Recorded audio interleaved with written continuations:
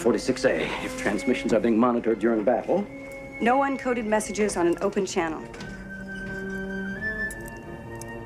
You lied. I exaggerated.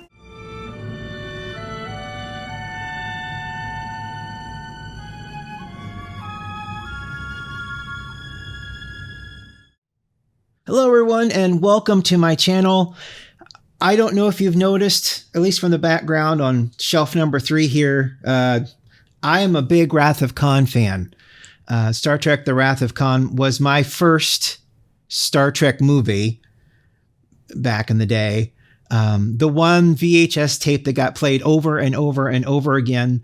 And with the coming of 4K remasters is still a huge part of my Star Trek fandom. The Wrath of Khan will always be my favorite submarines in space movie. So when EXO-6 announced a Lieutenant Saavik with the Starfleet uniform that I absolutely adore, on top of the coat that I absolutely adore, I was so excited. I could not wait. I could not wait to see it. And it has finally arrived. So this is the Star Trek Wrath of Khan Saavik Regula One edition.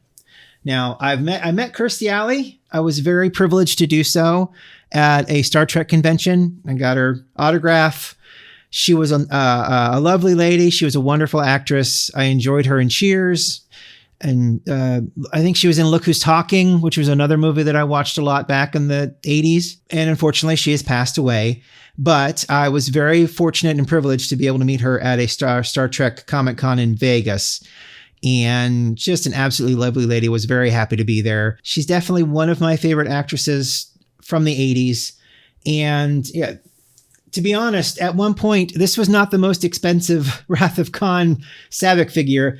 That title goes to this Diamond Select Wrath of Khan Saavik figure. She was going for around $400 at a certain point a couple of years ago. I'm looking on eBay right now, and she's at $188 buyout for someone in New Jersey. I was very fortunate in that I got this one from an estate sale. And I believe it was around $80 to $90 several years ago. But she was the most expensive one. Captain Terrell was also pretty expensive. You can kind of see him. He's right there behind the Wrath of Khan phaser. He was pretty expensive at one point, and now I think they are going back up in price, this line of Wrath of Khan 25th anniversary figures that Diamond Select put out back in the day. Diamond Select and Art Asylum, of course. And here's the entire line of figures from Series 1 and the San Diego Comic Con exclusives, which I also have floating around up there. So I'm pretty proud of that. This is definitely one of my favorite collections that I invested the most time, effort, and money in to get the entirety of. But we're not necessarily here to talk about that. We're here to talk about this. So let's get started. We're going to keep her autograph there because, quite honestly, I'm very proud of it. So what we have here, as I pierce the veil, there we go, is the new box design that they did for Commander Krug. And I believe the TMP, the motion picture, Spock and Kirk came in this kind of a sideload box, which I really do enjoy. Because you got this way and then you open it like this. And then it's the big reveal as this slides off. Oh, yeah. Oh. And again, they've outdone themselves with the box. Commander Krug's box was a beautiful picture from Star Trek 3, The Search for Spock. And now we've got Khan, Spock, Kirk, and then from SETI Alpha 5, the people in their respective sand costumes. And then, of course, Space Lab Regula One, and then the Enterprise, which did not ever fire on Space Lab Regula One. A little weird. I don't know why exactly this is kind of like this, but people have concepts in their heads, and that's just how this went. So I'm going to pull this out. There's nothing else in the box. We'll put that on the floor, and then I'm going to unwrap. Held together with two pieces of tape, I think. Yeah, one piece going that way and one piece going lengthwise. They just posted, I think yesterday evening, the instructions on how to put on the Regula One coat. We won't be doing that because that seems like a production. So, but we are going to take a look. It's just beautiful. I love how shiny 1/6 scale museum grade collectible figure. EXO-6. Thank you, EXO-6. And look here on the back. Here's all of your information. Don't eat, Saavik. You could choke. So 1/6 scale collectible figure. And there you go. There is a magnet in there. So it does clasp on itself. And then you open this up. Oh, looky there. One moment to absorb the credits here. All of these wonderful people. Anthony does wonderful pictures. If you go and follow the EXO, if this is your cup of tea, and go to the EXO-6 page, Anthony does some amazing pictures. And then these consultants gave swatches of the uniform that we're going to look at here. So it's just absolutely fantastic. And then whoop, there it is. Whoop, there it is. There she is. In the 23rd century. Fantastic. Here she is, all bagged up. We'll take out our sleeves here. Oop. No. Okay, so I think Najin said certain one of these we're going to get some kind of little extra. And I got this little extra. I feel so privileged and so grateful. Oh my God. Look at that. 2021. Oh my gosh, look at that. Now, I do have this in magnet form up on my uniform. I'll show a picture of that. But oh my gosh, I got a badge. I'm so happy. I didn't expect it. I'm like, well, you know what? Some people will get them, and some people are posting that they're getting them. Oh my gosh. And look how beautiful. Beautiful and shiny. Oh, this is such a wonderful... I have a problem with the magnet. I'm always afraid the magnet's going to fall off. I may just break down and put this on instead. I don't mind having holes. I mean, I'm never going to wear the uniform without the insignia. So I might as well just pin it on there rather than using the magnets. Because like I said, the magnets are a little scary. I'm afraid that they're going to fall off. And I think it did happen once in a parking lot. And it's just so beautiful. I'd hate to chip anything. Look at that. I am over the moon. This is amazing. Thank you so much. Oh my gosh. Yay. Cool. And it'll go on her little stand in front of her. Oh, well, somehow we'll figure it out. We'll figure it out. I don't care right now. That's just absolutely fantastic. So here she is, Saavik, Kirstie Alley. Oh, take that off. Let's get ourselves, oh my God, this uniform. I love this uniform. This uniform is my favorite one. I know it's the first one I experienced back in the day. So I'm probably just a hair biased, but this monster maroon is just absolutely gorgeous. I love the details, intricate, the futuristicness of it, but you can still tell that it's very military. Oh, and I love the fact that these just come right off of her hands. That's awesome. Awesome. Boots, pants tucked into the boots as they would be. to give this nice, lovely cuffed look at the bottom.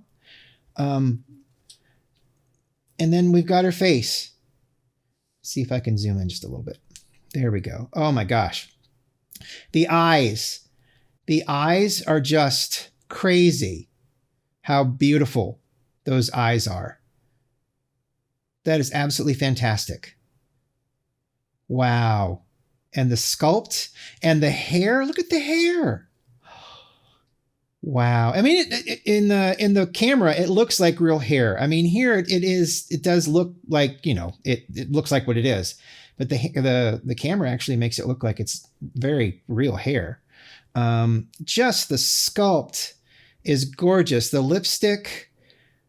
Oh my God. This and Commander Krug, two of my favorites so far. Just look. Wow. And then the orange turtleneck. Her rank, was it Lieutenant Junior grade, I think? The clasp right there for the over the shoulder. The shoulder doesn't, oh, maybe it does. Okay, it does look, does it snap? I'm afraid. I don't want to fiddle. Oh, look in the inside. Wow. The line of chain that went down, mirrored by the one that I have over there on the mannequin, which again, I'll just bring back for reference. That's just, magnetized. It's just beautiful. What a beautiful sculpt. Well articulated. I'll probably, I'm not, like I said, I'm not going to put the coat, I'm not going to take this off and put the coat on. That just seems a little risky. So, okay, so we'll put her over here to the side. Really quick like. I don't know if she can stand on her own. I'll just try not to move too much, even though I know that's impossible. Here are some of the cool goodies. The Star Trek II communicator. It is on a hinge. I guess I will zoom that back in, huh? Boom. It is on a hinge. That looks fantastic.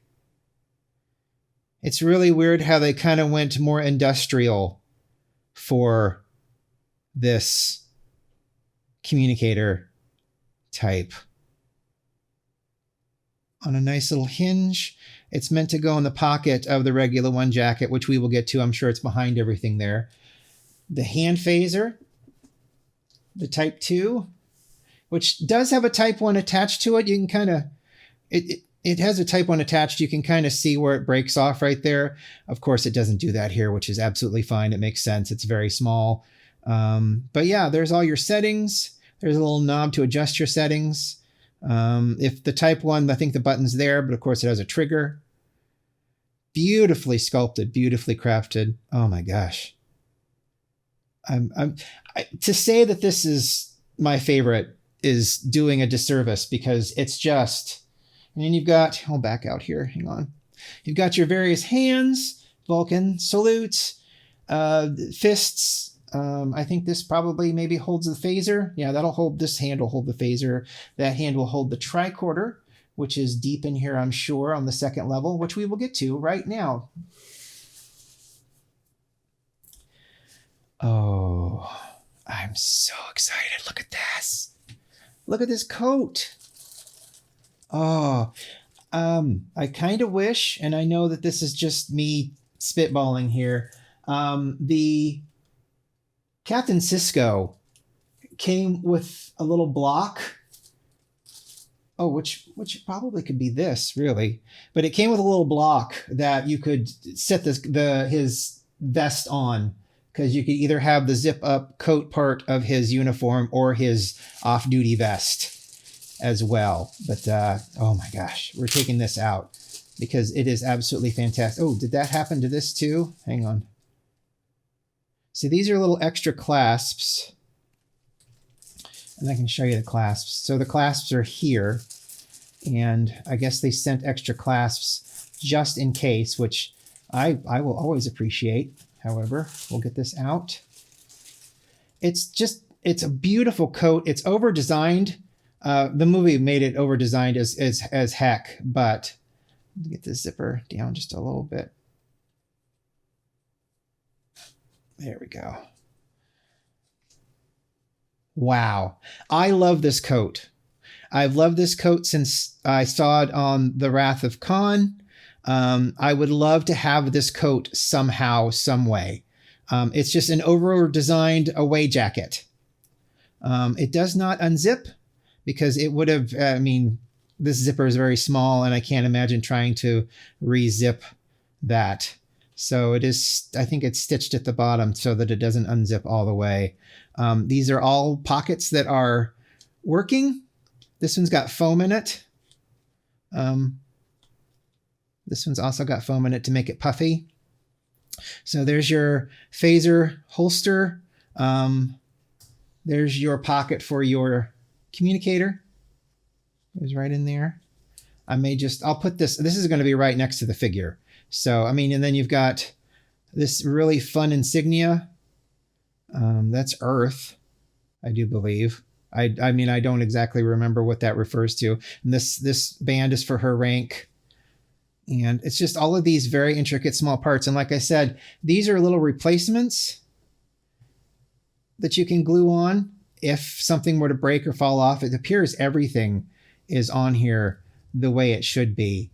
So, and then I think this snaps together at the front here. And then this little thing buttons if you want, but really you want it displayed flayed out like that around her head. But oh my God, this coat, I want to use this coat and I want to make a coat of my own.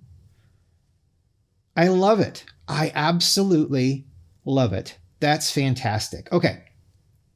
And then the next really cool piece of Trek that's in here is the Wrath of Khan tricorder.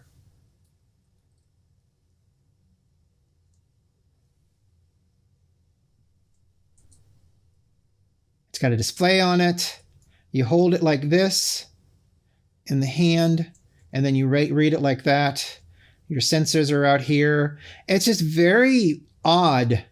How I always thought it was really odd how it looked and how incredibly different it was from the TOS one. It just seems like far more military and utilitarian than the tricorders of old used to be. But at least it has a display you can read right side up, I guess, if you're looking at it.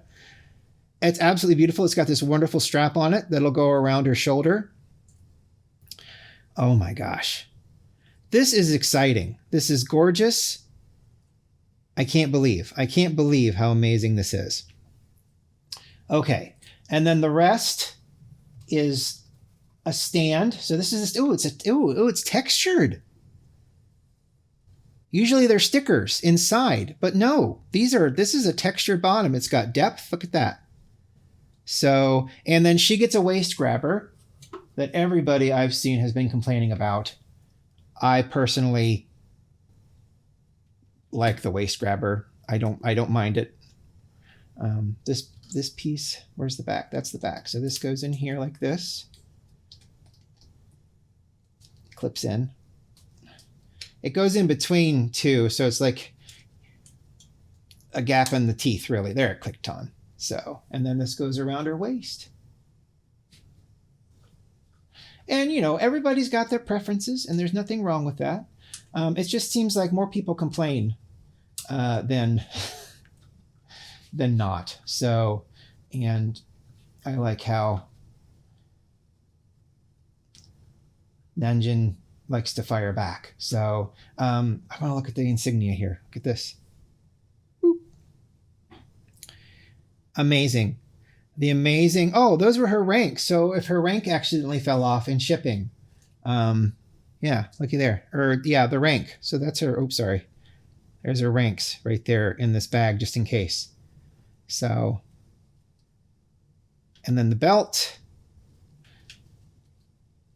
This part back here to keep the belt on. A little clasp back there for her insignia and to hold this together. I am amazed, absolutely amazed. And then you get your bag up here of things that will allow you to connect them together more or less. So you can attach it to the side here if you have enough room, and then you can connect all of the transporter pads together. So, oh my gosh. And I believe that is it. They don't come, these figures do not come with little cards like the other ones did. Little cards that go in front saying who they are and, their rank and the ship that they served on. They don't have those for these. Krug didn't have one. And Saavik doesn't have one, and I don't think he plans on making them for these figures like this. So, which is absolutely fine. I am so excited that I got one of these because it can go right here at her feet. And then I'll have the coat. And I'll put I can put the communicator in this pocket. And then we'll put the phaser in this pocket. Just like that. I mean, Najin even said that it goes in this way. You don't put it in like this because in the movie it was like this. It's not a quick draw phaser, it's just there for utility. It's just kind of showing how it's a utility item rather than something to quick draw and go for. So look at that that's loose and beautiful. That's amazing. Look at that. I'm so enamored. This is great. Got a little card in there to make it stiff. That's going to go right there next to her. Oh, I'm floored. This is amazing. I am so glad that I got this. This is so cool. It's going to go right up next to my Wrath of Khan Enterprise. And I can't wait.